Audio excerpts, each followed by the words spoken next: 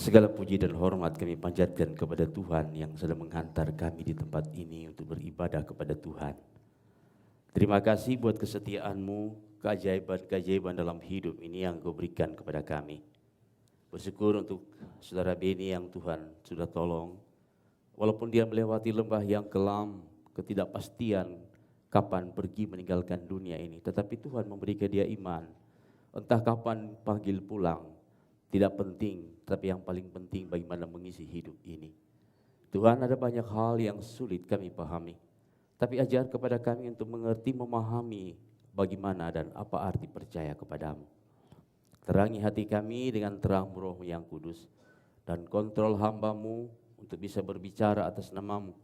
Jangan biarkan satu kata dan kalimat hamba menyampaikan berdasarkan keinginan manusianya, tapi biarlah Roh Tuhan sendiri yang akan mengontrol supaya setiap kata dan kalimat sungguh berasal dari Tuhan dan untuk Tuhan, dan bagi Tuhanlah hormat dan kemuliaan sampai selama-lamanya. Terima kasih buat kesempatan ini, untuk kehidupan yang Kau masih anugerahkan kepada kami, kepada hamba-Mu untuk masih berdiri di tempat ini. Ini semata-mata anugerah, tidak ada sesuatu yang bisa dibanggakan oleh manusia. Kehidupan ini adalah anugerah. Ajaiban-keajaiban yang Kau berikan membawa kami sungguh-sungguh harus mencari Engkau, menyembah Engkau, mengenal Engkau lebih dalam dan lebih dalam lagi. Berbicaralah kepada kami pada petang hari ini supaya orang-orang yang tidak percaya menjadi percaya, yang percaya semakin mengasihi mencintai Tuhan, dan yang sudah percaya semakin sungguh-sungguh dapat hidup untuk Tuhan. Kami serahkan waktu ini ke dalam tangan Tuhan, di dalam nama Tuhan Yesus kami berdoa. Amin. Silakan duduk, saudara kasih. Shalom. Ya, saya pertama kali mengucap syukur kepada Tuhan untuk masih bisa berdiri di hadapan saudara. Banyak yang tahu bahwa saya kena kanker, dan pada umumnya kalau stadium 4B itu tidak lewat, maksudnya tidak bisa hidup. Semalam saya bertemu dengan sahabat saya, seorang pendeta, dia peluk saya mengatakan kepada saya berterima kasih masih berjumpa dengan kamu, oleh karena saya pikir kamu sudah tidak tertolong lagi. Karena secara teori itu enggak bisa. Ya, jadi saya hidup ini karena anugerah Tuhan. Ya, dan puji Tuhan hasil daripada PET scan yang terakhir tanggal 23 Oktober itu bahwa saya dikatakan bersih dari kanker. Ya. Itu anugerah Tuhan. Ya, semata-mata anugerah Tuhan. Dan terima kasih, yang kedua terima kasih buat doa-doanya. Jadi seperti katakan Penatua Beni tadi, bahwa doa orang percaya itu sungguh-sungguh besar kuasanya. Sehingga kalau saudara berdoa, saudara tidak takut, tidak tahu didengar atau tidak, pasti Tuhan dengar. Ada saksinya Beni, dan saya juga saksi masih hidup ini. Ya, dengar oleh Tuhan. Sebenarnya ada banyak hal yang bisa disaksikan tentang kehidupan ini oleh karena hanya keajaiban. Sebelum saya menyampaikan firman Tuhan, saya menyaksikan satu lagi, saudara, Bapak Subianto. Itu adalah diakon kita, dan ada anaknya di sini, Arifin juga diakon kita di tempat ini. Bapak Subianto juga kena penyakit jantung, itu sakitnya udah lama. Terakhir harus keluar air di jantung itu, kami terus berdoa dan terus meminta kepada jemaat berdoa. Dalam pergumulan yang sangat sulit itu, kemudian mereka mengambil langkah harus bawa ke Amerika. Nah, Arifin itu diberitahu sama dokternya, dokter yang merawat papanya, kalau saya jadi anaknya, saya tidak akan membawa papa kamu ke Amerika. Kalau saya anak nih.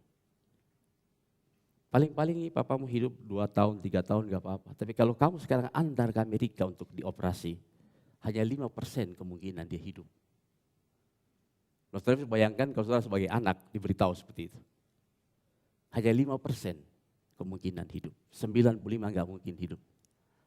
Tapi dengan iman keluarga membawa sana ke Amerika, dan waktu saya ada di LA dan kemudian berkunjung sana berdoa bersama-sama. 10 jam dioperasi dari jam 5 pagi masuk, kemudian setengah 6, hampir 2 bulan mereka di Amerika.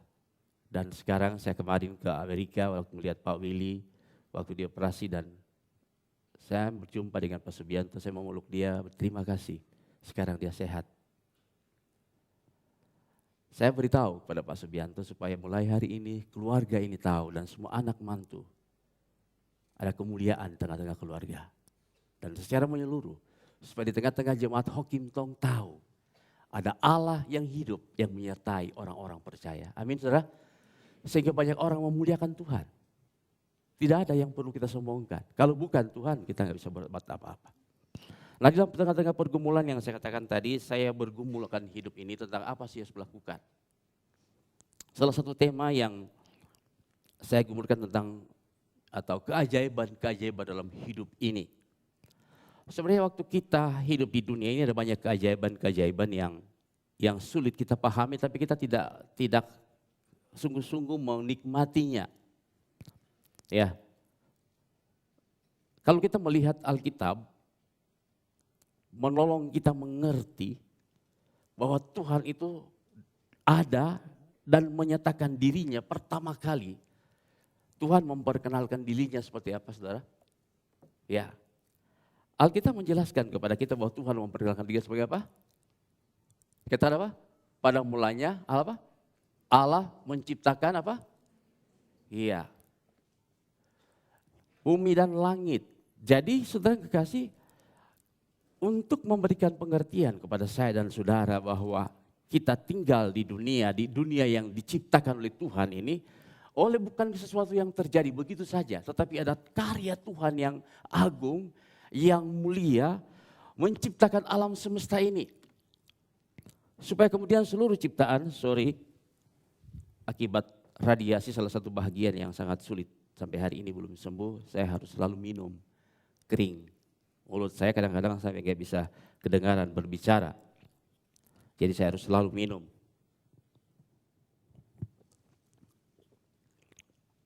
Jadi akibat radiasi ini dan kemudian lihat muka saya hitam, tapi nggak apa-apa, yang penting masih hidup. Ya nggak apa-apa, masih hidup. Ya, saya tadi kemarin beritahu sama istri saya, yang mengatakan kamu capek dari Jakarta mau khotbah di sini. Saya bilang saya sudah janji sama Tuhan.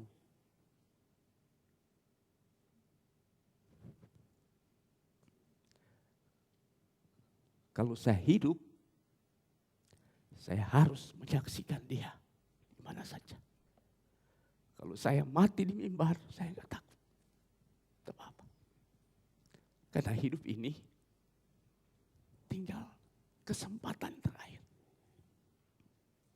Ya, dari kematian Tuhan beri kesempatan. Hidup harus untuk Tuhan. Gak ada lagi yang ditawar-tawar, gak ada. Kalau bukan Tuhan, gak hidup. Maka saya berikan semuanya untuk Tuhan. Nah, perhatikan baik-baik. Jadi waktu Tuhan menciptakan alam semesta ini, supaya melalui alam semesta ini, manusia melihat karya Tuhan yang agung itu, kemudian mereka melihat dan memuji menyembah Dia karena Dia Allah yang maha dahsyat yang menciptakan alam semesta ini dengan luar biasa. Sesuatu yang melampaui pikiran kita. Nah, sehingga saudara perhatikan baik-baik, kalau kita melihat alam semesta ini sekedar lihat, oh iya biasa. Tetapi dalam kitab Pemazmur, waktu dia melihat alam semesta ini, dia memberitahu bahwa alam semesta ini menggambarkan kemuliaan Tuhan. Kita baca bersama-sama. Langit menceritakan kemuliaan Allah dan cakrawala memberitakan pekerjaan tangannya. Jadi waktu kita melihat alam semesta ini karya Tuhan. Dia ada di sana. Dia memberikan kepada manusia supaya kita bisa hidup di dunia ini, menikmati karyanya yang agung, yang dahsyat, yang tidak pernah kita bisa membayangkan dengan pikiran manusia.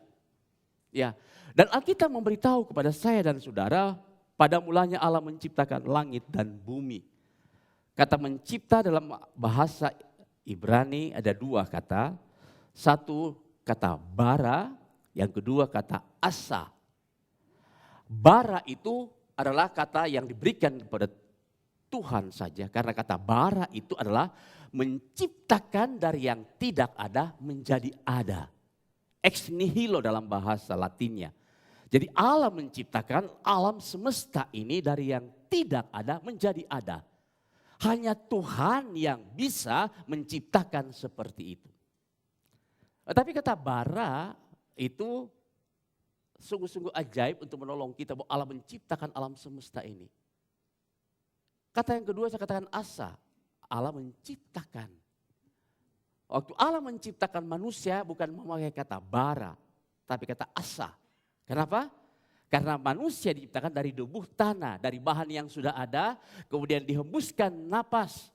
Jadi namanya itu asa. Sudah ada, kemudian diberikan nyawa, dia hidup. Tapi alam semesta ini, kata bara, dari ex nihilo, tidak ada menjadi ada. Dan berapa lama Tuhan menciptakan alam semesta ini?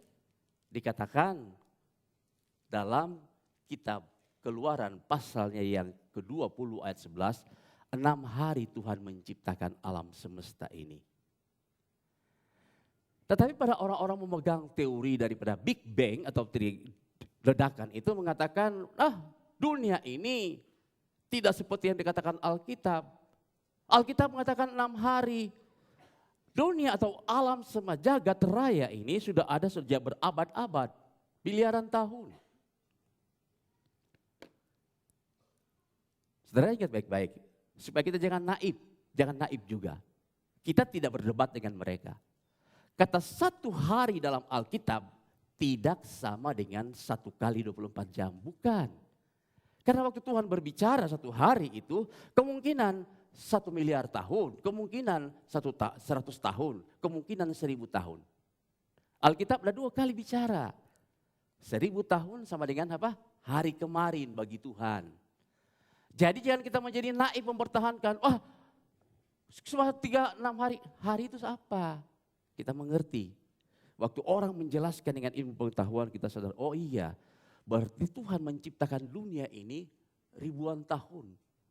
Mungkin 1 hari itu 1 miliar tahun, karena bagi Tuhan biasa saja tuh. Kita susah, tapi bagi Tuhan hal biasa saja. Nah, pemazmur melihat alam semesta ini, dia kagum.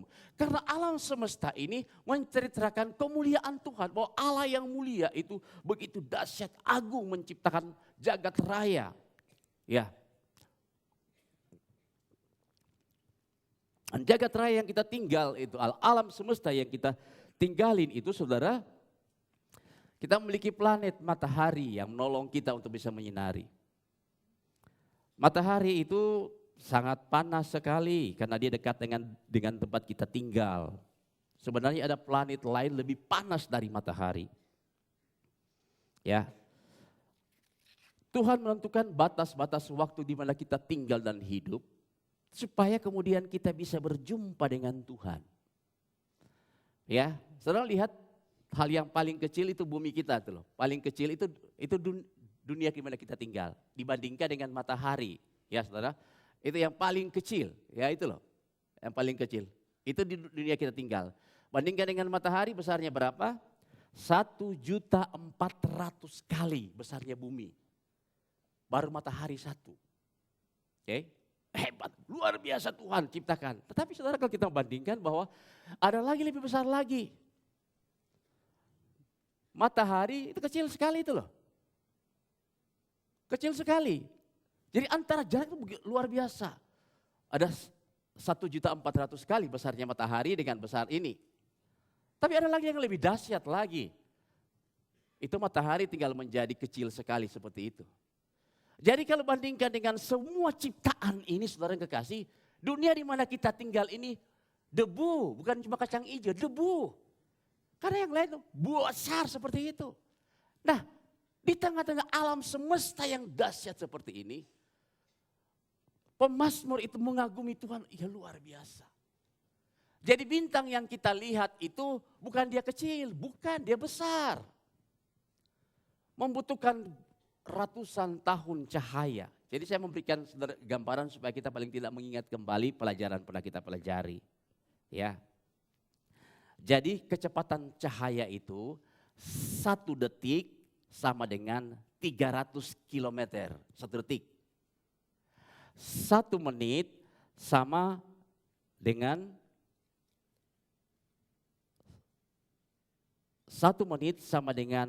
18 juta kilometer. Nah sekarang ada planet lain itu dikatakan antara satu sama lain itu ratusan tahun cahaya. 1 tahun cahaya itu kecepatannya 195 5.500.000.000.000 kilometer. Kita pikir aja pusing, waduh kalau punya duit seperti itu luar biasa. Nggak usah duit dulu, hitung waktunya aja. 190 triliun. Satu tahun cahaya. Nah sekarang ada bintang antara satu dengan lain, itu dikatakan apa? Jutaan tahun. Berarti jauh sekali, gak bisa dibayangkan. Dunia di mana kita tinggal seperti debu. Nah itu sebabnya waktu pemazmur melihat dan membayangkan Tuhan, hai mengucapkan kemuliaan Tuhan, dahsyat sekali. Kita sih nggak peduli, yang penting gue makan, gue pikirin apa yang bisa. Tapi pemazmur selalu mengkaitkan hidupnya dengan apa yang dia lihat dan dia membawa seluruh kehidupan itu dengan menghitung kehidupan. Mari saya mengajak kita membaca Mazmur 19.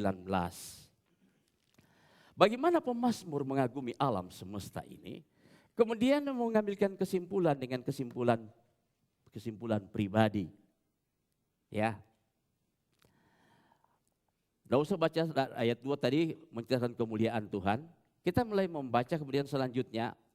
Ya, dikatakan ayat ketiga, hari meneruskan berita kepada hari dan malam menyampaikan kepada pengetahuan itu kepada malam. Tidak ada berita, tidak ada kata, suara dan tidak terdengar.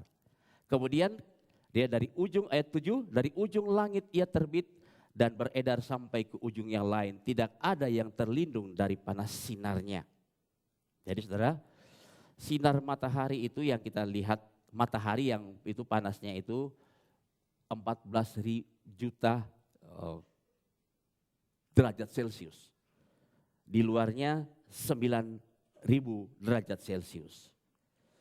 Ada panas yang lebih panas lagi 2.000 kali atau lebih panas lagi, 2 juta kali panasnya dengan matahari. Nah, kalau dia berhampiran dengan bumi dalam waktu 3 detik, bumi habis.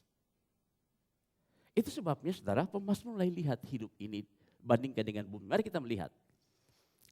Ayat yang ke-9 kita baca bersama-sama. Dia katakan apa? Titah Tuhan itu apa? Tepat, menyukakan hati. Perintah Tuhan itu murni, membuat mata bercahaya. Takut akan Tuhan itu apa? Suci, tetap untuk selama-lamanya. Hukum-hukum Tuhan itu benar, adil semuanya. Lebih apa? Lebih indah dari apa? Emas. Emas apa saya katakan?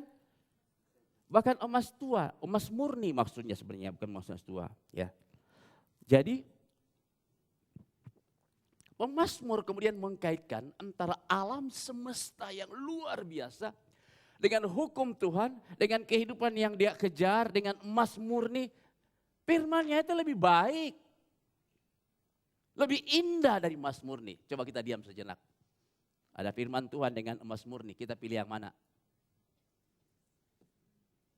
98% pilih emas murni.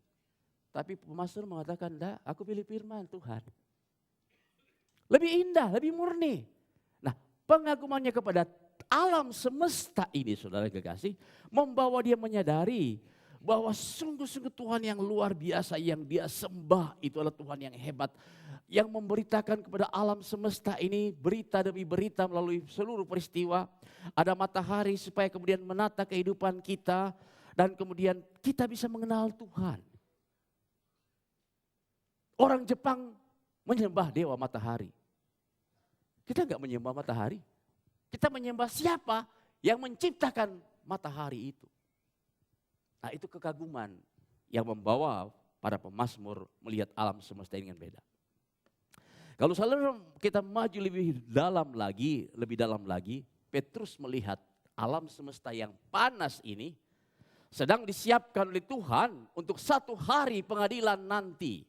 Mari kita membaca 2 Petrus pasalnya yang ketiga.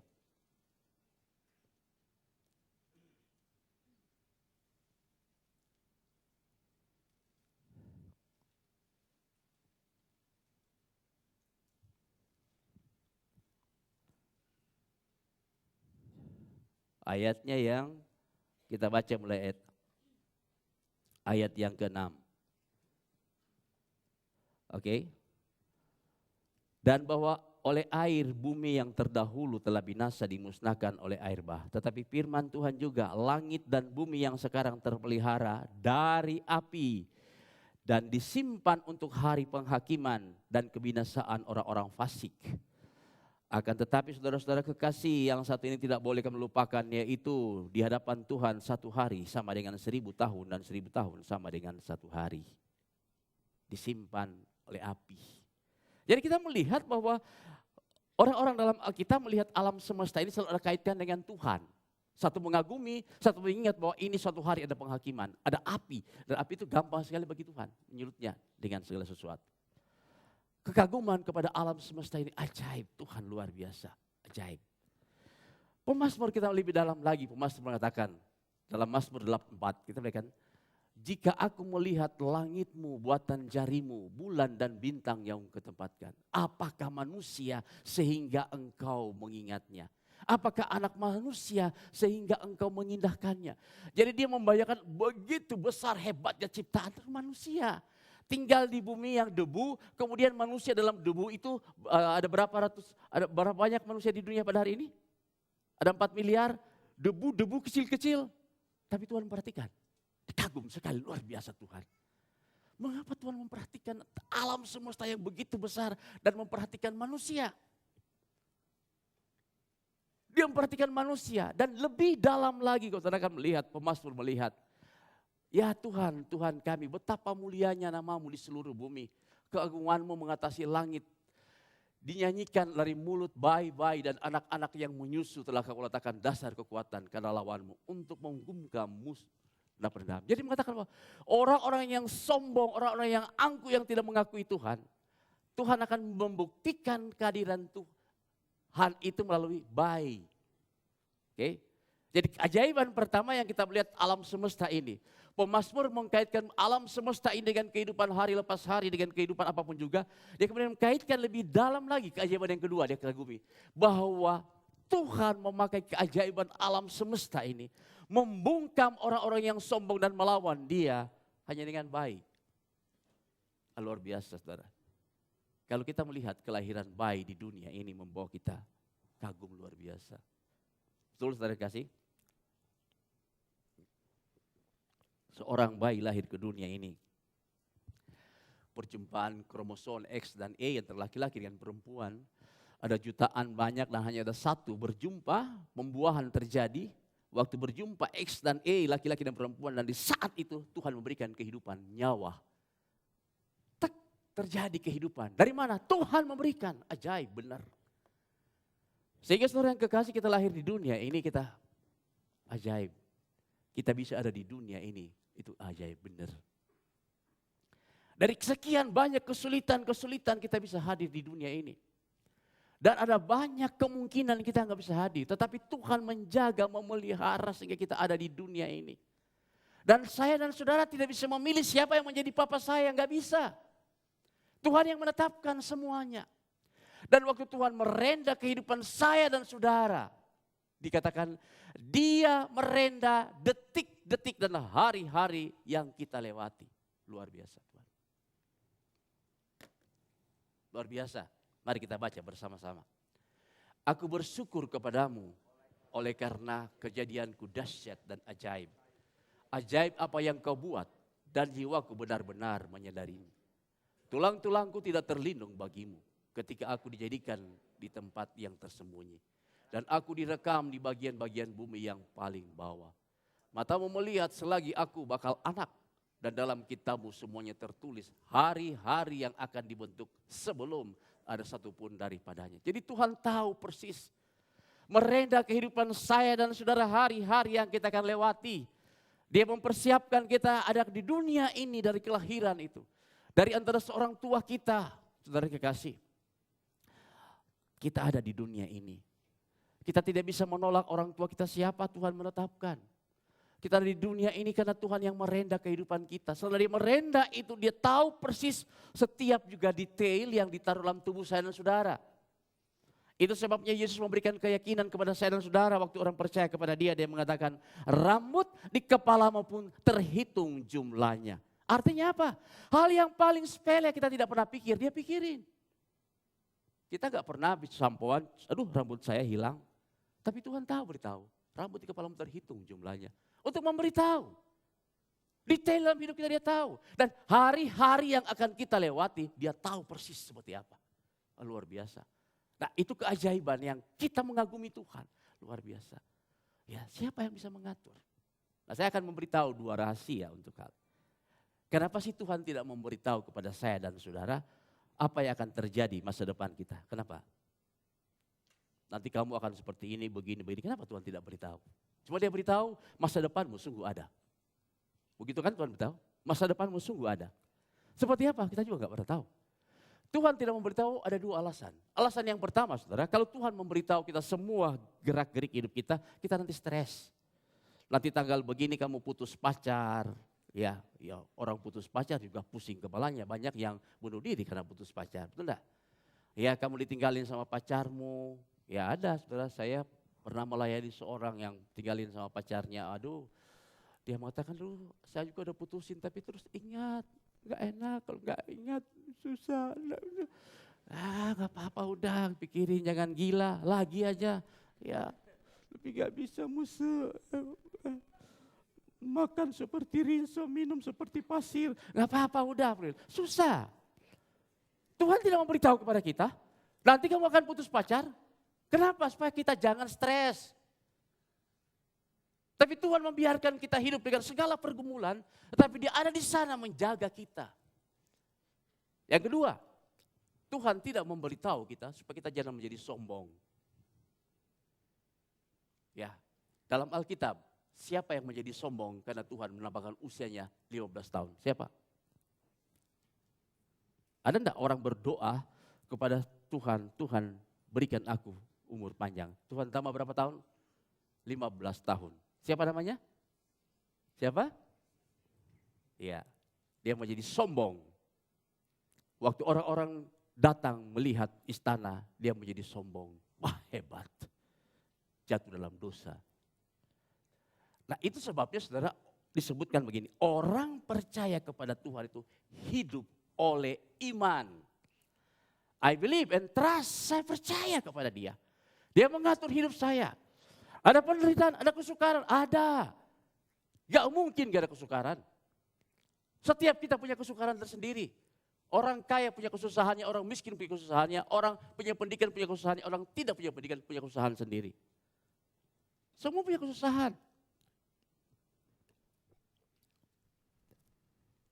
Tetapi waktu kita melihat bagaimana Tuhan merenda kehidupan kita, dia akan mempersiapkan kehidupan kita dengan begitu rapi. Dikatakan bahwa semua hari-hari yang kita akan lewati, dia atur dengan segitu baik. Dan puji Tuhan. Kepada Tuhan seperti itu kita percaya. Wah, gak masuk akal Pak, saya ditinggalin suami. Ada banyak hal yang kita gak masuk akal. Oke, saya akan memberitahu kepada saudara. Selalu ada 2 jawaban dalam hidup, dalam kesulitan. Ada orang dalam hidup ini, kesulitan, kemudian happy ending. Berakhir dengan semuanya oke. Contoh dalam Alkitab siapa? Ayub. Ayub menderita tapi happy ending. Akhirnya dia memperoleh kekayaan kembali. Tapi banyak orang dalam Alkitab tidak happy ending. Contoh siapa? Yeremia. Yeremia melayani Tuhan berapa? 50 tahun. Nangis khotbah. Tidak ada satu orang pun bertobat. Sampai dia mengatakan terkutuklah hari kelahiranku. 50 tahun melayani Tuhan. Gak ada satu orang pun bertobat. Jengkel gitu. Ya kalau di gereja mungkin udah dipecat. Ngapain ngelayanin gak pernah ada orang bertobat. Tapi dia melayani 50 tahun. Gak ada satu bertobat. Dia menderita kalau saudara baca kitab ratapan. Mengapa engkau membawa aku masuk ke dalam penderitaan yang seperti ini? Engkau menolak bahkan tidak mendengar doaku dalam penderitaan. Tapi dalam kitab ratapan juga pasal yang ketiga dia mengatakan kalimat begini. Tak berkesudahan kasih setia Tuhan. Tak habis-habisnya rahmatnya. Selalu baru setiap hari. Dia berakhir dengan kesedihan yang panjang. Orang yang kedua adalah Nabi Yesaya. Oke, Yesaya sama Yeremia itu melayani pada zaman yang sama. Yesaya melayaninya di istana. Yeremia mulai dari pinggir-pinggir. 2 orang sama-sama besar. Yang satu teriak dari istana, yang satu di pinggiran. Sudah tahu. Yesaya begitu hebat berbicara. Tahu Yesaya matinya seperti apa? Oleh karena orang-orang Israel tidak suka dia berkhotbah, harus bertobat, harus bertobat, harus bertobat. Mereka tangkap dia, masukkan ke kayu yang ada lubangnya, digergaji hidup-hidup. Mati. Tidak berakhir dengan happy ending. Tapi perhatikan baik. Kitab Ibrani berbicara bahwa mereka adalah tokoh iman. Dunia tidak layak bagi mereka. Tapi Tuhan menyiapkan tempat yang lebih indah di surga. Itu sebabnya Alkitab memberikan penjelasan kepada saya dan saudara. Dalam kitab Mazmur juga pasal 116 dikatakan kematian orang yang beriman atau mengasihi Tuhan adalah apa? Kebaikan. Ya, betapa indahnya orang-orang yang mati dalam Tuhan dikatakan. Saya bacakan untuk kita satu kitab. Jadi bagi orang percaya kematian pun menjadi satu hal yang indah. Ya. Berharga di mata Tuhan kematian orang-orang yang dikasihinya. Sehingga waktu mereka mati orang seperti Yesaya, matinya pun sangat berharga di mata Tuhan. Dia pulang ke surga. Dunia tidak layak bagi dia. Jadi saudara yang kekasih, entah saudara percaya kepada Yesus atau tidak percaya kepada Yesus, pasti ada kesulitan dalam kehidupan ini. Pasti. Bedanya di mana? Orang percaya kepada Yesus selalu memiliki pengharapan dalam hidup ini. Kepercayaan dan keyakinan. Orang tidak percaya, mau apa? Gak ada. Begitu mati selesai habis. Tapi orang percaya, kematian pun bagi dia adalah apa? Berharga di mata Tuhan. Nah Tuhan menentukan hidup saya dan saudara. Itu sebabnya kita percaya hidup kita kepada Tuhan. Percaya dan mempercayakan hidup kita kepada Tuhan suatu hal yang indah. Karena dia mengatur setiap detail dalam kehidupan kita. Ini keajaiban yang kedua. Tuhan menciptakan kita. Kita ada di dunia ini. Luar biasa. Gak pernah kebayang saudara. Bagaimana Tuhan merenda kehidupan saya dan saudara. Dari orang tua kita yang dulu hidupnya miskin. Ya, saya baru ketemu dengan salah seorang penatua. Sebuah gereja dia cerita begini. Iya Pak, dulu orang-orang seperti zaman kita ini hidupnya kita susah. Orang tua kita miskin. Betul ya? Kalau dia mengatakan, iya kalau di rumah dulu saya kecil, itu kalau makan telur, satu biji telur dibagi 4. Ya saya bilang sama, waktu saya juga kecil begitu. Sekarang anak-anak kita, 1 orang 4 telur. Beda. Mereka gak pernah tahu susah. Tapi kita yang susah dia mengatakan bisa mendidik anak-anak kita. Jadi mereka tidak boleh sombong. Karena kita yang miskin, yang bodoh saja begitu, bisa mengalahkan mereka. Seharusnya mereka lebih hebat dari kita.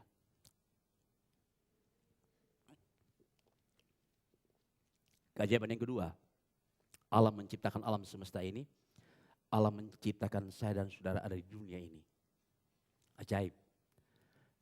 Tidak terjadi begitu saja. Kita ini bukan produk jadian begitu. Tuhan merenda. Sehingga setiap kita semuanya berbeda. Saudara, jari ini, sidik jari kita gak akan pernah ada sama. Diberitahu, DNA manusia kemungkinan akan ada sama waktu manusia 7 triliun. Kemungkinan baru ada sama. Jadi Tuhan begitu hebat sekali. Mengatur semua kita berbeda. Begitu luar biasa. Menciptakan kita, keunikan-keunikan. Tuhan memberikan kita kehidupan ini. Setiap kita unik. Dan Tuhan tahu setiap pribadi kita itu ada masa depan yang diatur pada saya dan saudara. Dia memberikan kepada kita. Hidup di zaman yang sama, cara berpikir berbeda. Tapi berkat selalu ada orang-orang dekat dengan Tuhan. Keajaiban yang kedua. Keajaiban yang ketiga saudara. Kita baca bersama-sama. Ada 3 hal yang mengherankan aku. Bahkan ada 4 hal yang tidak aku mengerti. Jalan Raja Wali di udara, jalan ular di atas cadas, jalan kapal di tengah-tengah laut, dan jalan seorang laki-laki dengan seorang gadis. Saudara kekasih, saya tidak menjelaskan yang 4 itu sangat panjang, nanti kita sampai besok gak selesai. Saya cuma menjelaskan tentang jalan seorang laki-laki dengan seorang perempuan. Saudara tahu bahwa Amsal ini ditulis oleh Salomo. Salomo itu punya ada berapa banyak perempuan mendampingi dia? Ciceng. 1000. Tetapi dia bilang dia tidak mengerti. Jalan laki-laki dengan perempuan aku nggak ngerti. Susah diberitahu. Coba saudara bayangkan, coba diam sejenak. sekarang yang sudah menikah, bayangin saudara jatuh cinta kepada istri saudara, dulu caranya gimana, aduh ada begitu banyak perjuangan, kok sampai sekarang bisa bertahan, luar biasa enggak? Ya, dulu waktu pacarannya, wah susah setengah mati, naik sepeda motor barangkali dulu, orang tua dulu kan acara lewat dulu, ya dulu yang sekarang enggak begitu ya, yang dulu seperti itu, acara lewat, naik sepeda motor bolak-balik supaya dilihat, ada banyak sekali kemungkinan. Begitu terjadi saudara. Kemudian menikah. Sesuatu yang ajaib. Oke, dan saya akan ceritakan kepada saudara keajaiban-keajaiban yang Tuhan kerjakan dalam kehidupan ini. Ya. Saudara tahu bahwa siapa ini? Nick. Lahir dengan apa? Tidak ada tangan, tidak ada kaki. Betul? Ya. Ya. Dia menikah dengan siapa saudara tahu? Ini perempuan ini adalah keturunan Jepang, Meksiko. Enggak salah nih milihnya. Tapi itu terjadi saudara. Mereka sekarang punya anak itu hasilnya. Ajaib enggak? Ajaib, karena masuk akal. Apanya sih yang dilihat perempuan ini? Nih apanya gitu loh. Kau mau? Tapi itu yang terjadi. Itu yang kata Amsal. Jalan laki-laki dengan perempuan aku enggak ngerti. Mengapa? Sedikit menikah dengan perempuan ini mau kepada ini. Kenapa dia mau?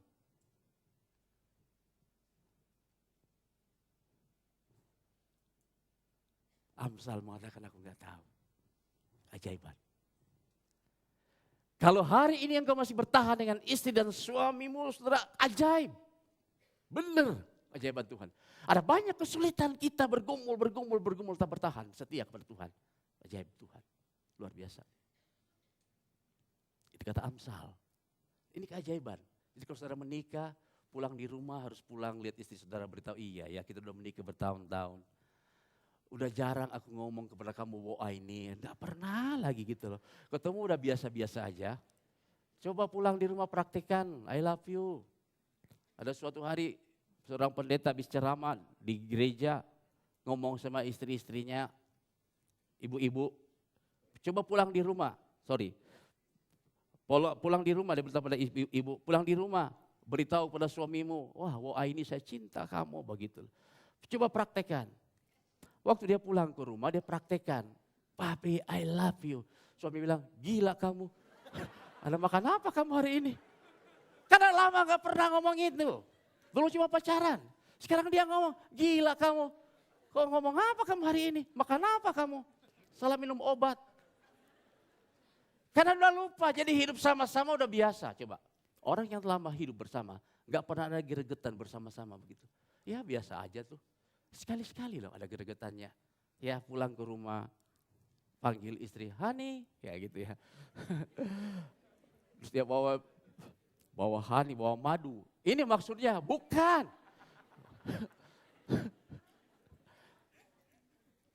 Oke, saudara, keajaiban yang Tuhan berikan tentang pernikahan. Luar biasa. Luar biasa. Ya. Saya waktu menikah sama istri, pacaran sama istri saya di Sulawesi Tengah, dia di Jawa Tengah. Jadi saudara, cinta habis diongkos. Saya harus naik pesawat dari Palu itu sampai di Surabaya, sampai itu sore, kemudian naik bis dari Surabaya itu sampai ke Kudus itu jam 2 pagi. Setiap bulan saya mungkin 2-3 kali bolak-balik seperti itu. Kalau saya hitung-hitung, waduh gila juga gua ya habis ongkos.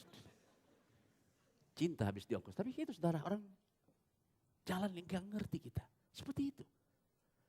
Kita gak ada pikir, kalau hari ini ada, itu karena anugerah Tuhan, keajaiban Tuhan. Yang bagi kita biasa. Tetapi kata Amsal, aku pun tidak mengerti. Dan saya akan cerita satu hal yang barusan terjadi. Kisah yang ditulis dalam majalah Reader's Digest tahun 1995 berjudul Letter of Wallet. Ditulis oleh Arnold Fine.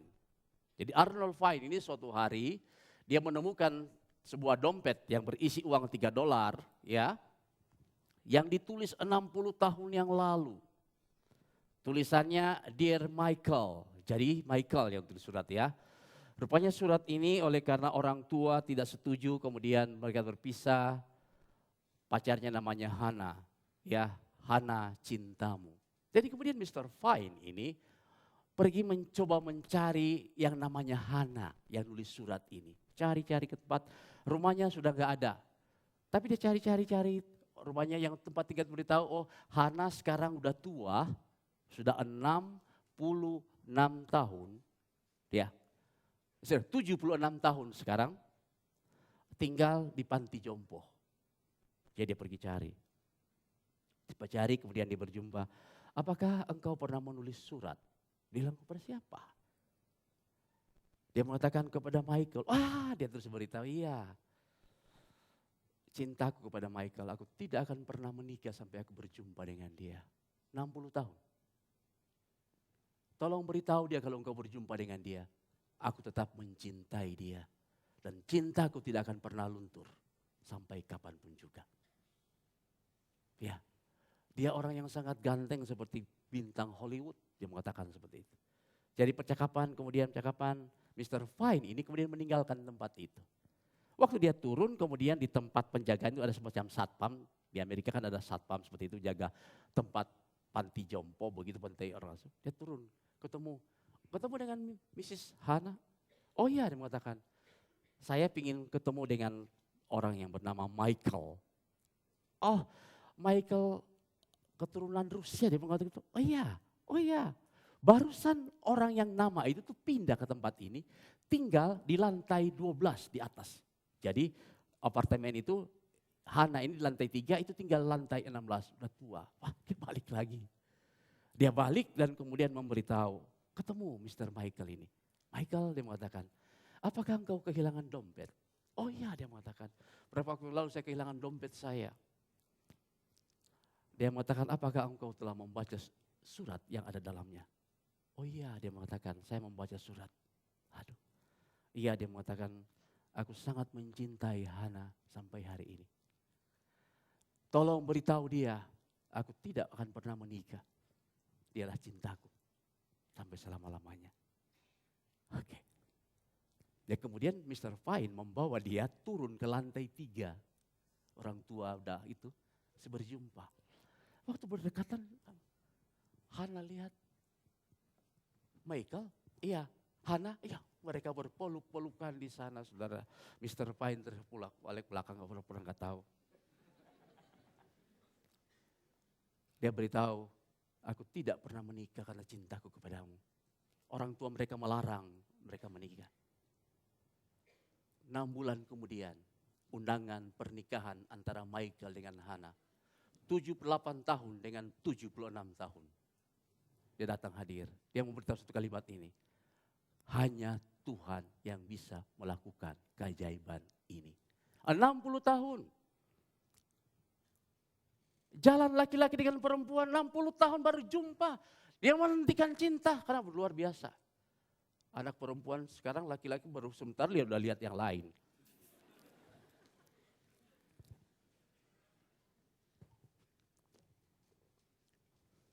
Keajaiban yang Tuhan berikan dalam kehidupan ini.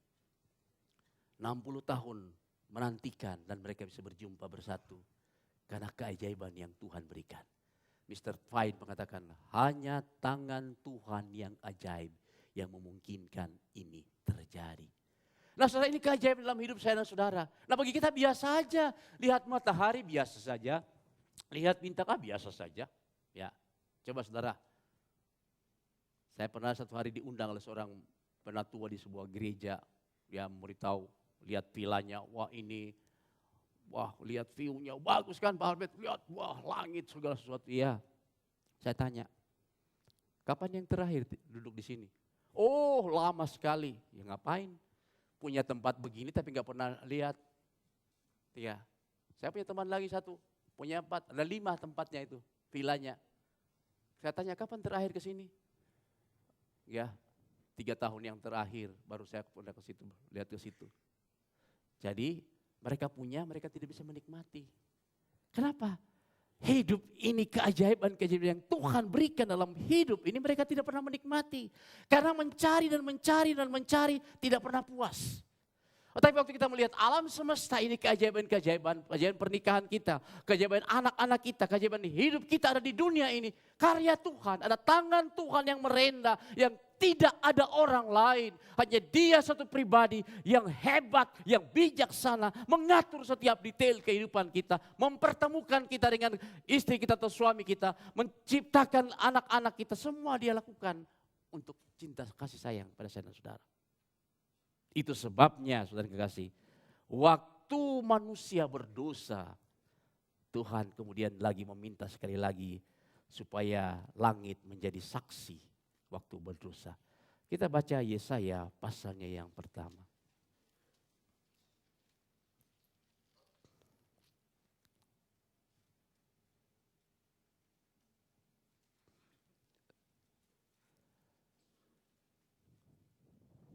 Yesaya pasal yang pertama ayat 2 sampai ayat 4.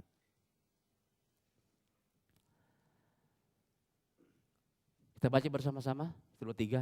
Dengarlah hai langit dan perhatikanlah hai bumi. Sebab Tuhan berfirman, aku membesarkan anak-anak dan mengasuhnya, tetapi mereka memberontak terhadap aku. Lembu mengenal pemiliknya, tapi Israel tidak. Keledai mengenal palungan yang disediakan tuannya, tapi umatku tidak maunya. Celakalah bangsa yang berdosa, kaum yang syarat dengan kesalahan. Keturunan yang jahat-jahat, anak-anak yang berlaku buruk. Mereka meninggalkan Tuhan, menista yang maha kuasa Allah Israel, dan berpaling membelakangi Dia. Tuhan memanggil lagi alam semesta. Hai langit dan bumi, lihat manusia aku ciptakan. Mereka memberontak kepadaku. Aku mengasihi mereka, aku mencintai mereka, tapi memberontak. Tuhan manggil lagi langit dan bumi untuk menjadi saksi. Supaya manusia tahu, ada saksi Tuhan mengasihi manusia. Nah saudara kekasih, Yesus datang ke dunia ini mati di kayu salib untuk saya dan saudara. Membuktikan Allah pencipta langit dan bumi yang luar biasa itu. Tapi datang menjadi darah dan daging dan kemudian datang di dunia ini.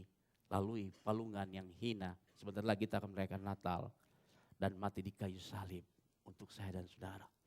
Di dalam pergumulannya sebagai manusia berkali-kali dia mengalami kesulitan. Tapi tetap mengatakan mengasihi. Dia mengasihi manusia. Kasih yang tidak pernah berkesudahan. Dia mengatakan kalimat seperti dalam kitab Injil Yohanes. Bahwa dia mengasihi kita dan tetap mengasihi saya dan saudara. Keajaiban yang keempat adalah orang-orang kemudian percaya kepada Yesus.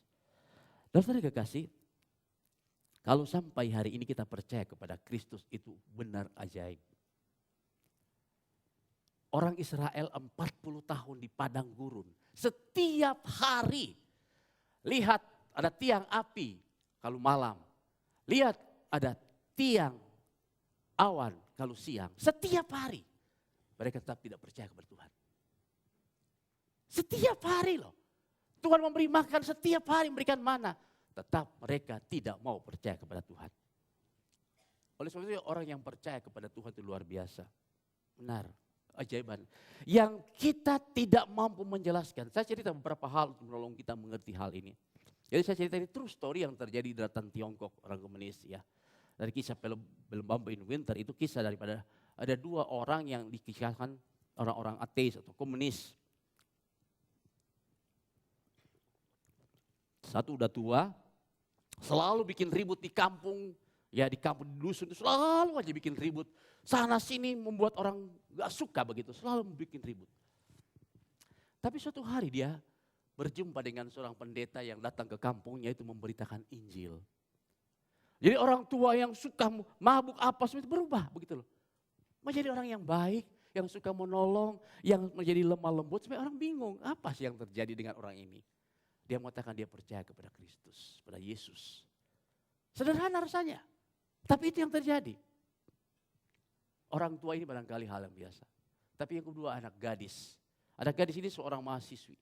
Jadi dia pulang ke kampungnya dan kemudian dia ingin melihat apa yang terjadi di kampung. Dia kemudian tahu bahwa mamanya itu mati oleh karena imannya kepada Yesus. Dia sebagai orang ateis, dia tidak peduli. Dia mengatakan mama saya itu mati dengan sia-sia dalam kebodohannya. Tapi pendeta mengatakan, sorry, stop. Mamamu tidak mati sia-sia. Jadi dia mengantar neneknya itu ke gereja di kampung, saudara. Neneknya udah penyakit, batuk-batuk begitu. Waktu di gereja menyanyikan lagu How Great the Art, ya, dalam bahasa Hokian dengan Hocia supaya mereka menyanyikan lagu itu. Waktu dia mendengar lagu itu dia terasa kedamaian begitu. Tapi dia tidak bisa menjelaskan. Dia kemudian ketemu dengan pendeta. Saya nggak tahu. Apa membuat saya merasa begitu aman, tenang. Saya bukan orang percaya kepada Tuhan. Saya tidak percaya dengan Tuhan. Oh, tapi waktu orang-orang duduk itu menyanyi. Ada kedamaian yang masuk dalam jiwa saya, merasuk hati saya. Membuat saya tenang. Saya nggak bisa ngerti. Siapa yang bisa menjelaskan ini? Keajaiban seperti ini.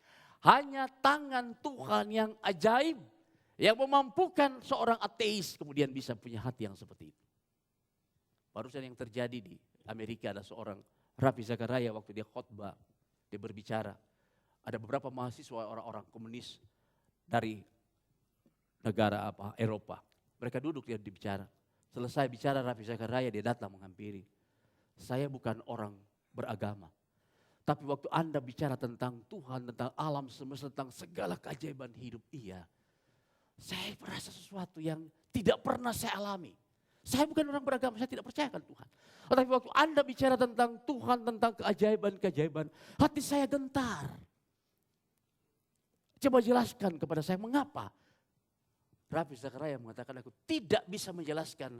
Hanya Tuhan yang mampu menjelaskan kepadamu perkara-perkara yang seperti itu. Waktu Tuhan berbicara kepada seseorang, mengubah seseorang, aku tidak mampu menjelaskan. Hanya Tuhan yang mampu menjelaskan hal itu. Dia mengatakan, please datang ke negeri kami. Beritakan apa yang kamu sampaikan di tempat ini supaya kami juga bisa mengenal. Apa yang kau sampaikan. Saya kembali kepada kisah datang Tiongkok ini. Bapak tua dan anak gadis ini. Dalam singkat cerita saudara, kemudian waktu saatnya mau dibaptis, orang-orang itu kemudian sedang dijaga oleh polisi. Begitu mereka masuk di sungai, langsung polisi serbu. Pendetanya ditangkap, semua orang-orang itu digebukin. Jadi pendetanya udah pergi, ditangkap, gak bisa membaptis lagi.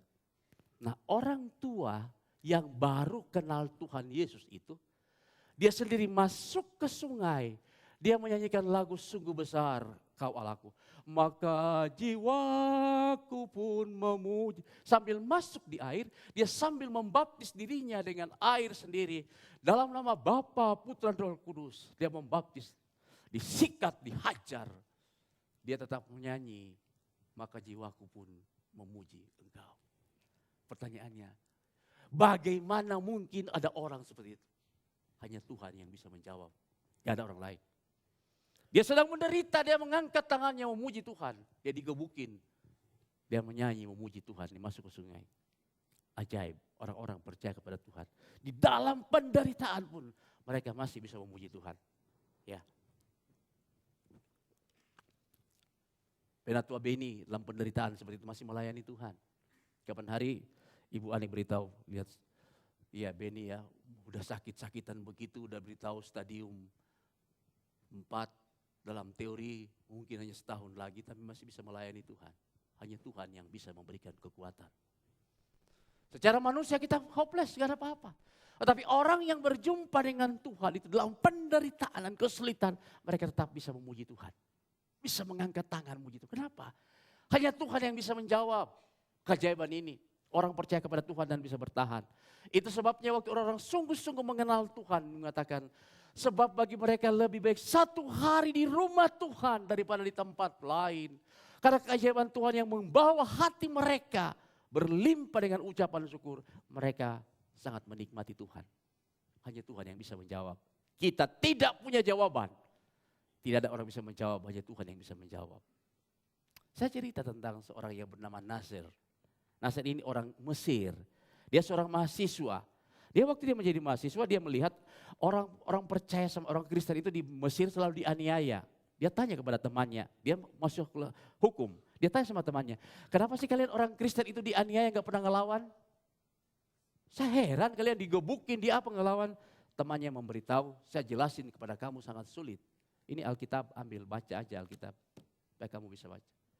Waktu dia membaca Alkitab, saudara, dia membaca kisah tentang seorang perempuan yang dikatakan berzina, itu dalam Injil Yohanes pasal ke-8. Kemudian ditangkap, dirajam dengan batu, tetapi Yesus mengatakan, siapa yang tidak berdosa yang pertama kali melempari perempuan ini. Dan kemudian perempuan itu dilepaskan. Dia baca itu, siapa Yesus itu? Kok begitu hebat begitu? Akhirnya dia percaya kepada Yesus. Maka dia membuat kelompok-kelompok orang-orang untuk membela orang Kristen yang ada di Mesir. Jadi menjadi sangat banyak mereka, ada ribuan orang, kemudian membela orang-orang Kristen yang dianiaya. Satu hari malam, dia datang ditemui oleh seorang yang mengatakan dia tentara. Nasir, kamu yang nama Nasir? Iya, kenapa? Dia mengatakan, kamu ada persoalan. Persoalan apa? Saya seorang pengacara. Dia pede aja begitu. Dia gak takut. Saya seorang pengacara. Gak takut. Takut apa dia mengatakan? Tengah malam balik. Orang-orang datang. Bukan 1 orang. 7 orang. Tangkap dia. Bawa dia ke satu tempat. Masukin ke satu tempat. Dianiaya. Dipukul. Digebukin. Langkah pertama. Siapa pemimpinmu? Dia gak mau ngomong siapa. Gak mau, dia diam aja. Penganiayaan kedua adalah dimasukin ke air panas, masukin ke air dingin, air panas, air dingin, air panas, air dingin, air panas, air dingin, air panas, air dingin, supaya dia jerah. Dia bilang enak juga ya air panas, air dingin. Wah, mereka tambah siksaan ketiga. Digebukin sampai berdarah-darah. Siapa pemimpinmu? Dia gak mau ngomong, siapa pemimpin? Saya gak ada pemimpin. Dia mengatakan begitu. Siapa pemimpinmu? Dia gak mau ngomong. Siksaan keempat, di tempat tinggalnya ada 4 atau 3 anjing herder yang sudah gak dikasih makan berminggu-minggu dan akan dilepas ke tempat dia ditahan. Jadi malam itu dia berdoa, Tuhan, kalau saya harus mati, lebih baik malam ini aku mati. Jangan sampai aku mati oleh karena gigitan anjing herder itu. Please, tolong jangan aku sampai mati. Karena anjing herder itu. Tapi dia gak mati malam itu. Tiba-tiba saudara kekasih, besok paginya langsung pintu atau anjing herder itu lepas. Masuk ke kamarnya dia. Dia berdoa, dia diam. Nunggu. Doa. Anjing itu gak gigit dia. Mereka belum puas. Masukin lagi 3, jadi 6. Anjing herder. Masukin lagi 3 lagi. Anjing yang datang dia doa, aduh Tuhan. Anjing yang ketiga masuk itu hanya jilat-jilat dia aja. Waduh, dia lihat anjing gak gigit dia. Mereka juga frustrasi, kok anjing udah lapar yang sudah disiapin dia gak. Udah. Penderitaan yang keempat, kelima. Datangnya orang besar sekali dikatakan badannya. Dia bilang begini, saya tidak pukul kamu lagi, kita damai saja. Damai saja, dikasih makan, dia kasih makan. Dia bilang, saya mau tanya sama kamu setelah makan, siapa sih pemimpinmu? Dia bilang, mau tahu siapa pemimpin saya? Kamu tahu? Ya, Yesus pemimpin saya. Langsung digebukin, ditinju dia mengatakan 4 meter di atas. Orang itu besar sekali badannya. Siapa pemimpinmu? Dia bilang, Yesus pemimpinku. Mereka belum puas. Kemudian pada penderitaan, siksaan yang ke-7. Dia diikat di kayu salib, kemudian dagingnya disayat-sayat, ditaruh garam, ditaruh jeruk. Jadi garam sama jeruk enak ya, jadi seperti ikan begitu loh. Jeruk. Sangat menderita. 2 hari 2 malam menderita sampai kemudian dia pingsan. Waktu dia pingsan, dimasukin ke satu tempat. Kemudian di tengah-tengah pembaringan dalam keputusasaan itu, dia kaget bangun tengah malam. Dan dia mengatakan dia melihat tangan Tuhan itu memberitahu, minumlah dari tanganku sendiri. Kaget bangun dia. Waktu dia kaget bangun, dia tahu bahwa dia masih hidup oleh karena anugerah Tuhan. Kemudian dia coba untuk lari dari tempat itu. Dia bobolin jendela, dia lari dari tempat itu. Dari Mesir, dia nyewa, minta teman-temannya supaya kumpulin duit. Dia bisa nyewa speedboat untuk lari ke Israel. Di Israel pun dia ditahan. Badannya udah penuh sayatan, dikejar, penuh sayatan, nggak punya muka manusia lagi. Disayat setiap ini, disayat daging. Setelah kemudian dia lari ke Israel. Di Israel kemudian dia lari ke Kanada. Dari Kanada lah dia bersaksi. Yesus adalah Tuhan yang harus kita layani dan kagumi. Penderitaan. Mengapa orang-orang disiksa seperti itu bisa bertahan dan tetap percaya kepada Kristus? Hanya Tuhan yang bisa menjawab. Kita nggak pernah bisa menjawab. Oleh sebab itu saudara kekasih, ada 3 menjadi pertanyaan kita. Keajaiban-keajaiban apa yang kita alami dalam hidup ini. Sampai kita masih tetap percaya kepada Tuhan. Kalau saudara tidak lagi menikmati keajaiban alam semesta ini, kalau saudara tidak bisa menikmati keajaiban pernikahan saudara, kalau saudara tidak bisa menikmati keajaiban anak-anak lahir ke dunia ini, kalau saudara bisa menikmati keajaiban percaya kepada Kristus, percayalah engkau tidak akan lagi bisa melihat keajaiban-keajaiban yang Tuhan berikan kalau engkau tidak pernah melihat keajaiban dalam hidup ini. Seperti itu.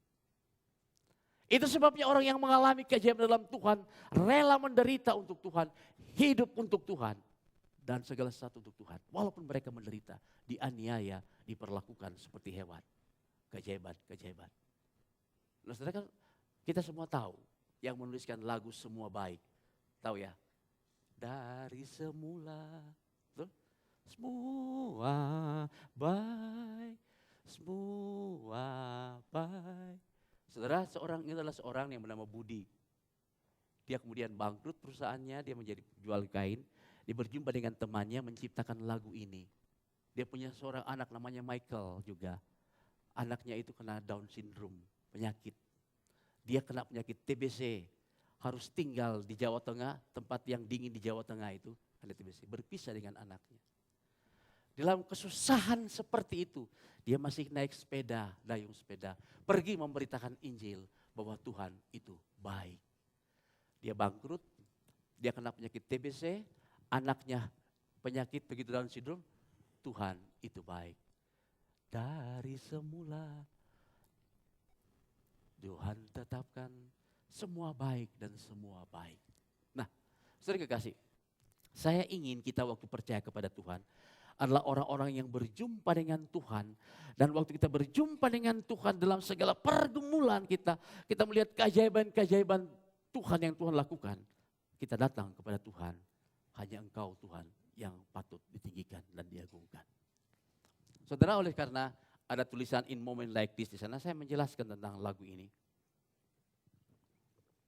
Saya menjelaskan dalam rapat majelis. Lagu ini juga diciptakan oleh seorang misionaris dari Inggris, pergi ke Afrika. Mereka melihat satu suku yang masih kanibal. Kemudian suku ini masih sangat jahat sekali. Suatu hari dia pulang ke rumahnya, dia lihat rumahnya terbakar. Rumahnya sedang dibakar dan dibakar oleh orang-orang yang dilayani oleh mereka, suku itu. Dan dibakar bersama dengan suami dan anaknya dibakar. Rumahnya dibakar, suaminya dibakar, anaknya dibakar. Dia melihat anak-anaknya. Di tengah pergumulan itu kemudian, pergumulan yang sangat sulit itu, maka terciptalah lagu In Moment Like This. Di saat seperti ini, aku mengangkat tangan memuji Engkau. Karena Engkau Tuhan baik. Pertanyaan saya, kapan Anda tetap mengangkat tangan memuji Tuhan waktu Anda mengalami kesulitan dan penderitaan? Dan mengapa saya dan saudara tidak lagi merasa momentum seperti itu? Mengapa? Ada 3 kemungkinan. Kemungkinan pertama, Anda memang tidak percaya kepada Tuhan. Bisa ke gereja, bisa. Keluar masuk gereja bisa. Tapi Anda belum berjumpa dengan Tuhan. Karena orang-orang yang berjumpa dengan Tuhan, pasti ada sesuatu yang Tuhan berikan. Mereka menikmati Tuhan, keajaiban Tuhan. Mereka memuji Tuhan. Yang pertama, coba tanyakan kepada dirimu, betulkah saya sudah berjumpa dengan Tuhan? Atau belum? Sebab waktu Kristus menguasai hidup seseorang, ada sukacita, ada kuasa yang mengubah hidup seseorang. Sampai mereka mau hidup dan mati untuk Tuhan. Mereka menyanyi, memuji Tuhan di saat yang paling sukar sekalipun juga. Tanganku terangkat memuji Tuhan. In moment like this. Wah, itu luar biasa lagu ini. Yang kedua, saudara, kemungkinan yang kedua, saudara, saudara percaya kepada Tuhan, tetapi percayanya sekedar percaya. Ya, saudara datang kepada Tuhan, baca Alkitab, bisa saudara baca Alkitab, saudara juga duduk di tempat ini, dengar firman Tuhan sambil amin. Saudara enggak? Tidak interest dengan Tuhan. Bagi saudara Tuhan ada enggak apa-apa. Penting saya oke semuanya. Ada banyak orang ke gereja seperti ini. Banyak. Oleh sebab itu bertahun-tahun keluar gereja, mereka enggak mengalami sesuatu yang mengubah hati mereka, jiwa mereka, pikiran mereka yang mau berkobar-kobar Tuhan. Banyak orang. Survei membuktikan kira-kira 75% orang keluar masuk gereja adalah orang-orang seperti demikian. Yang sebenarnya tidak berjumpa dengan Tuhan. Mereka berjumpa dengan program gereja, tidak berjumpa dengan Tuhan. Mereka tidak bergaul dengan Tuhan. Hanya 5% orang yang ke gereja yang bergaul dengan Tuhan. Nah, orang-orang yang bergaul dengan Tuhan adalah melihat setiap peristiwa dalam hidup ini adalah keajaiban tangan Tuhan sedang merendah. Bukan, oh kebetulan, oh punya anak, wah kebetulan, begitu. Oh kebetulan, semua kebetulan. Tidak ada kebetulan dalam hidup ini. Ya, jujur aja coba. Ada kebetulan? Semua kebetulan? Enggak, saudara. Tangan Tuhan yang sedang merendah. Ada orang yang pingin punya anak, gak bisa punya anak. Betul? Ya saya mengenal, barusan berjumpa dengan seorang 7 tahun anaknya menikah, belum punya anak. Iya Pak, pingin punya cucu, nimang cucu, gak bisa. Udah berdoa. Ya, ada juga yang terus ya setiap tahun dia rutin dapat. Bersyukur saudara, bukan saudara hebat, Tuhan menganugerahkan kepada saudara. Bersyukur untuk apa yang Tuhan kerjakan. Maka keajaiban-keajaiban yang kita lihat dari penciptaan, dari alam semesta ini, dari udara yang kita hirup, dari keluarga, dari rumah tangga, membawa kita mengangkat tangan memuji Tuhan. Waktu kita mengalami kesulitan dan kesulitan, kita mengangkat tangan memuji Tuhan sebab Dia selalu di sana. Bahkan di saat penderitaan yang tidak punya harapan, kematian pun juga Dia selalu ada di sana. Dia tidak pernah meninggalkan kita. Nah saya harap kita punya iman yang seperti ini. Yang di saat penderitaan pun Dia selalu di sana. Kita mengerti? Enggak. Jujur aja enggak mengerti. Tanya kepada saya, mengerti? Banyak hal saya tidak mengerti. Tapi saya percaya kepada Tuhan yang mengasihi, mencintai dengan kasih yang tidak pernah berkesudahan. Tangannya selalu terbuka siang dan malam untuk saya dan saudara. Kembalilah anakku, aku mengasihi engkau. Ya, anak saya perempuan beritahu, Daddy, you know what? Tuhan itu begitu tergila-gila dengan kita sampai Dia selalu terulur tangannya. Please, aku mengasihi engkau, pulanglah, pulanglah. Aku mengasihi engkau, aku ingin memeluk engkau. Tuhan rindu kita mengalami hal itu. Tangan Tuhan terbuka, ingin memeluk saya dan saudara. Dan itulah kenikmatan hidup yang gak bisa dibayar oleh apapun juga. Waktu kita merasa bersama-sama dengan Tuhan. Mari kita tundukkan kepala, kita akan menyanyikan sebuah lagu.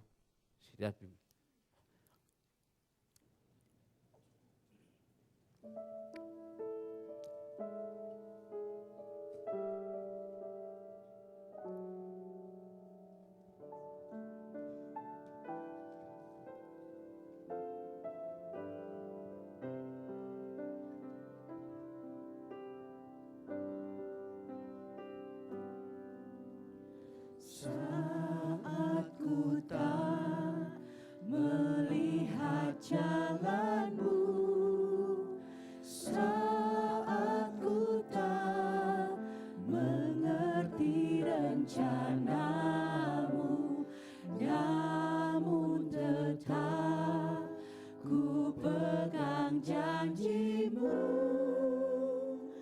Pengharapanku hanya padamu.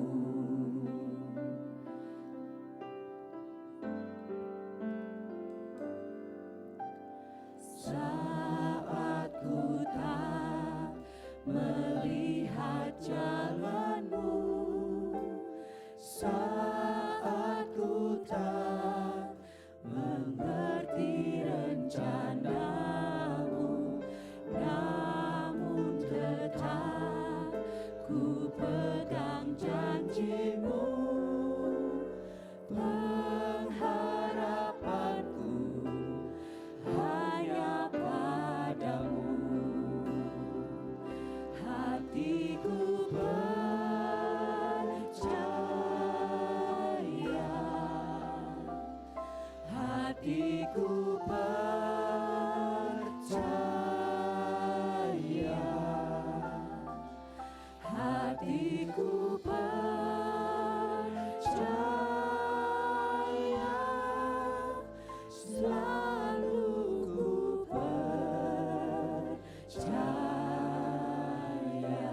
Sebentar musik saudara.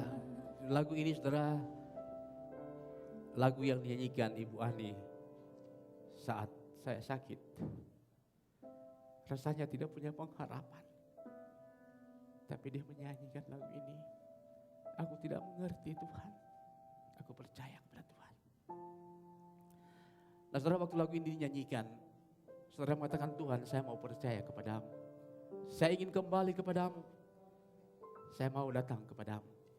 Waktu lagu ini nyanyikan saudara, saya mengundang saudara maju ke depan. Yang ingin mau percaya kepada Tuhan, yang ingin mau sungguh menyerahkan hidupnya kepada Tuhan, yang mau ingin didoakan, silakan saudara maju ke depan. Saya ingin berdoa dengan engkau. Nyanyikan sekali lagi lagu ini. Terus lagu ini sambil saudara silakan maju ke depan. Yang mengatakan saya mau percaya kepada Tuhan.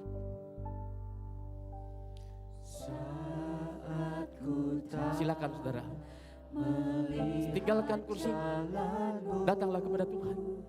Saat ku tak mengerti rencanamu, namun Silakan saudara, ku pegang saya undang kau yang ingin percaya, sedang mengalami kesulitan dalam hidup. harapanku. Saya mengundang saudara, silakan maju. Saya ingin berdoa dengan engkau.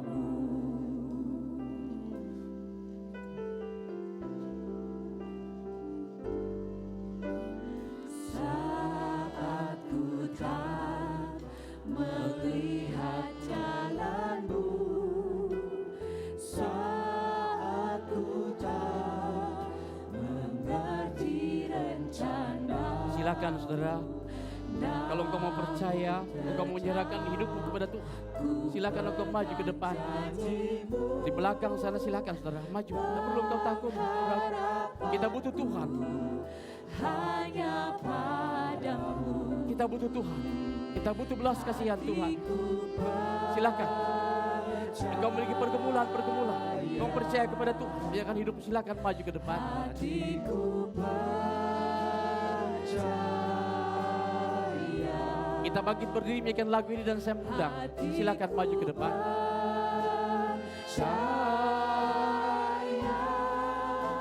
Selalu ku percaya. Mari saudara kasih.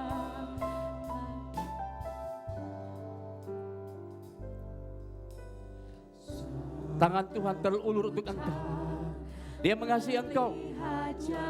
Dia ingin saudara mengalami kasih yang ajaib. Dia mati di kayu salib untuk engkau. Dia ingin memeluk engkau supaya engkau merasakan kehangatan kasih Tuhan, keajaiban-keajaiban yang dilakukan dalam hidup. Silakan engkau maju ke depan. Tuhan, di sini aku mau percaya kepadamu. Aku mau percaya kepadamu. Hanya padamu hatiku percaya. Silakan saudara kekasih. Tangan Tuhan terulur untuk engkau. Hatiku Tuhan mengasihi engkau.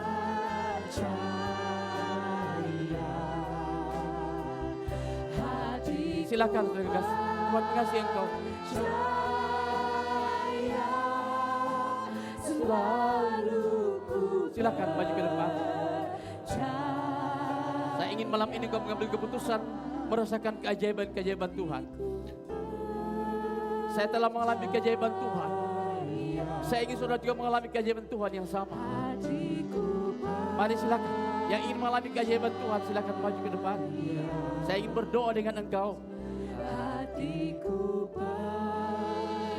Percaya selalu ku percaya. silakan maju ke depan. Mari. Saya tahu ada orang-orang yang sedang bergumul. Tidak perlu engkau malu pada hari ini. Tuhan mengasihi engkau. Hatiku percaya. Hatiku percaya.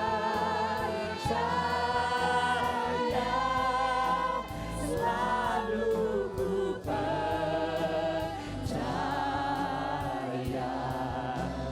Selalu ku percaya.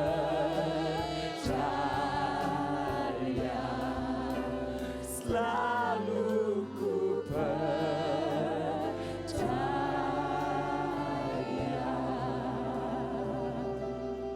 Saya tahu ada orang-orang yang sedang gelisah hatinya. Mari engkau datang ke depan. Oleh karena engkau punya pergumulan pribadi, pergumulan yang sulit dikatakan. Keajaiban Tuhan yang saya alami, dialami oleh Penatua Beni. Biarlah engkau malam ini juga mengalami keajaiban-keajaiban yang sama. Kalau hatimu mulai luntur oleh karena engkau tidak lagi merasakan kebaikan Tuhan, biar engkau maju ke depan. Ya. Ya, lagu ini kita nyanyikan 2 kali lagi dengan lembut di hadapan Tuhan. Hatiku percaya. Ada banyak hal yang kita tidak mengerti. Silakan maju ke depan. Saya tahu ada orang-orang gelisah. Silakan. Tangan Tuhan terulur untuk engkau. Silakan maju ke depan. Tuhan mengasihi engkau. Silakan maju ke depan. Hatiku percaya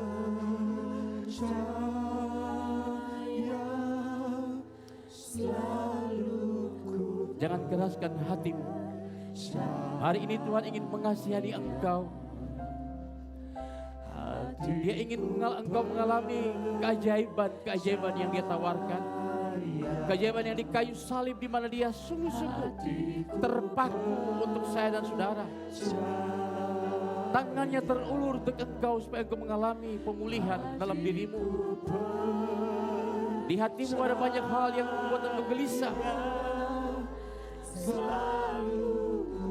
Engkau mencoba mencari kepuasan dalam hidup ini, tapi engkau tidak pernah dipuaskan. Biarlah malam ini engkau datang kepada Tuhan, supaya engkau dipuaskan oleh Tuhan. Silakan, tidak perlu engkau malu. Silakan maju ke depan.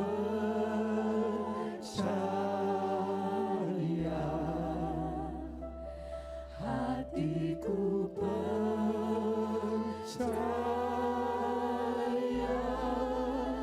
selalu ku percaya.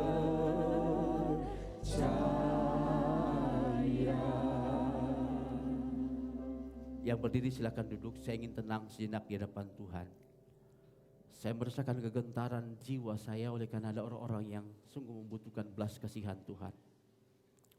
Sementara semua tenang di hadapan Tuhan, saya masih menantikan engkau datang ke hadapan Tuhan pada malam hari ini. Engkau butuh Tuhan, jangan keraskan hatimu. Dia mengasihani engkau. Ini momentum yang ajaib, keajaiban Tuhan berikan. Kembalilah kepada Tuhan. Rasakanlah keajaiban Tuhan yang menggentarkan jiwa. Mari datang kepada Tuhan pada malam hari ini. Mari, semua dalam sikap doa di hadapan Tuhan, tidak perlu tengok kiri dan kanan. Lagu ini nyanyikan 1 kali lagi untuk kemuliaan Tuhan. Kita mau percaya kepada Tuhan. Dan saya minta sedangkan orang-orang yang sedang mengalami pergumulan itu, silakan engkau maju ke depan sebelum saya berdoa. Saya menantikan engkau oleh karena tangan Tuhan yang ajaib ingin menolong engkau pada hari ini. Menolong rumah tanggamu, menolong masa depanmu, menolong studimu, menolong kesehatanmu, menolong engkau dalam banyak hal. Silakan maju ke depan. Saya tahu ada orang gelisah di sebelah kanan saya. Silakan. Tangan Tuhan ajaib ingin menolong engkau. Sebelah kiri saya tahu ada orang gelisah. Biar pada hari ini engkau pulang dengan satu kepastian dalam Tuhan.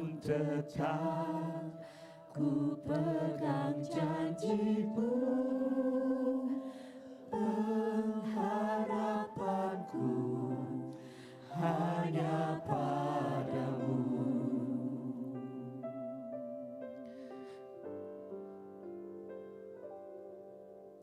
Saat ku tak. Silakan saudara kekasih. Saya tahu ada orang yang sedang gelisah di belakang. Ketidakpastian, ketakutan hidup, persoalan-persoalan yang sangat rumit. Biarlah engkau pada malam hari ini mengalami keajaiban Tuhan yang menolong engkau mengalami kuasa Tuhan yang sejati. Silakan maju ke depan. Pengharapanku hanya padamu. Kalau engkau ingin didoakan oleh karena pergumulanmu, silakan engkau juga maju ke depan. Engkau akan didoakan supaya pada hari ini engkau mengalami keajaiban Tuhan. Hatiku percaya, hatiku percaya.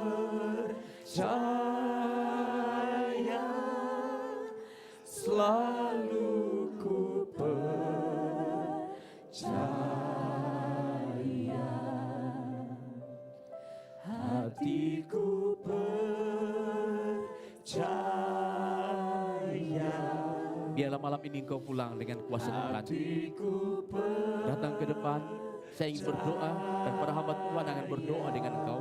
Dan saya meminta semua para hamba Tuhan yang hadir di tempat ini untuk berdoa. Para penatua yang hadir, silakan bangkit berdiri bersama-sama maju ke depan dan berdoa. Doain satu persatu. Silakan. Hari ini doakan yang sedang punya pergumulan, yang tidak terkatakan. Hamba Tuhan penatua akan berdoa bagi saudara. Cahaya hatiku percaya, hatiku percaya,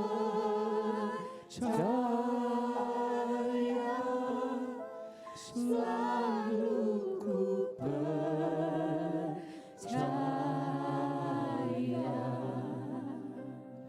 hatiku silakan orang-orang yang sedang bergumul, sedang mengalami kesulitan, lihat tangan Tuhan yang ajaib memakai para pendeta, para penginjil, para penatua ingin mendoakan saudara pada malam hari ini supaya engkau mengalami kuasa Tuhan. Hatiku percaya, Selalu ku percaya.